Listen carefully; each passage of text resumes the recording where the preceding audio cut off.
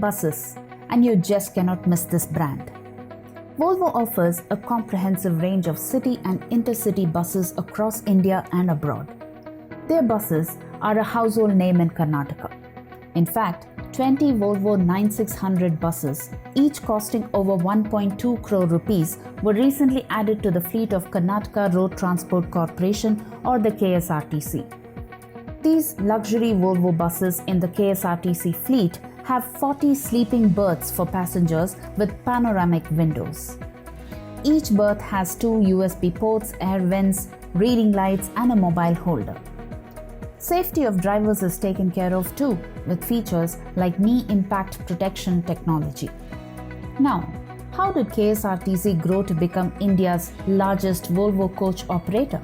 There was good dialogue going on between the government and ourselves at Volvo Buses for introducing the Volvo buses in India and for Karnataka, the state corporation being one of the customers. And therefore, it was very natural that when the first trial bus came into India, it was at Vidhan Soda in April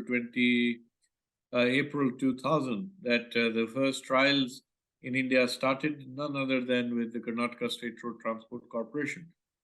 And I think the traveling public loved it. And then that relationship has been ongoing now for almost over 20 plus years. And we continue to have KSRTC as one of our largest customers in India.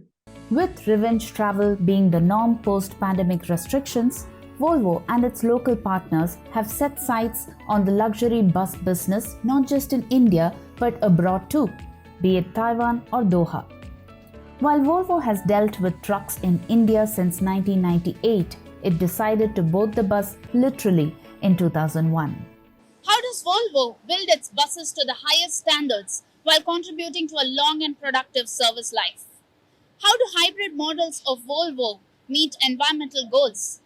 From assembling the chassis, which forms the heart, to building the skeleton as well as the body, let's embark on a tour of the Volvo bus factory in Hoskote on the outskirts of Bengaluru to understand its growing business in the transport system.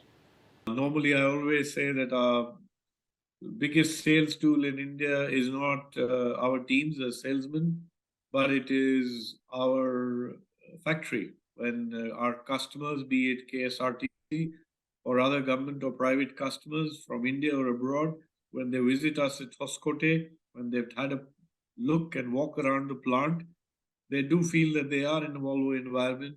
They do feel that the factory is built to a level which will generate high quality for them and offer them product which then eventually comes out looking well. And that is why today Volvo stays as a ticket brand in the long distance travel market in India.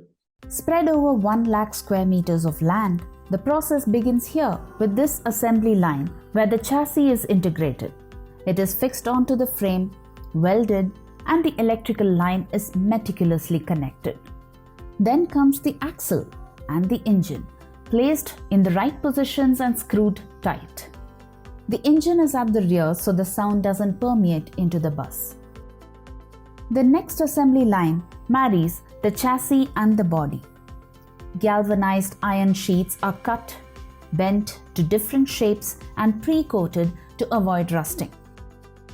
The skeletal framework is set with bonding agents to stick the metal sheets together. Body paneling is done, including the roof and the skirt level where the tires are fixed. After adding all the fluids to fuel the vehicle, the interiors become the key focus. From fixing the seats and seat belts, installing the air conditioning unit, to fitting the windshields and windows, and finally placing the lights and accessories. This four-wheeled beauty is ready to get painted and face the road. Most buses come with a hybrid model, meaning they are powered by electricity while under a speed of 20 km per hour, otherwise propelled by a diesel engine when over 30 km per hour. We are going to introduce in India OBD2, onboard diagnostics 2, for all commercial vehicles. And this product already from day one, when it was introduced in August of 2022, is already a level above OBD2 specs. So I think It's a product which runs efficiently and creates and is a good contributor and creates as less emission as possible, which is possible for a technology of this size. A separate track is laid out for test drives done by Volvo certified drivers alone. It takes nearly 25 days to piece together a 12-meter or a 15-meter bus. According to pre-COVID data, this plant is capable of churning around 500 buses annually. With quality checks in place and massive boost in infrastructure with dedicated expressways, have these factors driven the annual turnover up for Volvo?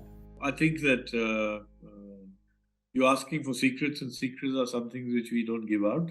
But let me say that I think at this moment, the order books are good. I'm very happy to see that. Our challenge at this moment is to offer these good high quality buses to our customers as per their needs when the season starts, and produce them in as many numbers as we can after 2 years of slowdown. So I think that is what we are focusing in the coming quarter, and that would remain as the focus in the next coming 3 to 4 quarters, to meet the market demands and to spread this product with customers now coming from all across the country with no signs of normalcy returning, which is good news. All that's left to do is fasten your seatbelts and get ready for takeoff. This is not a business class seat of an aircraft. It's the latest luxury bus pegged at over 2.5 crore rupees, which paraded the G20 leaders in the nation's capital. Wouldn't this drive a Volvo fan crazy?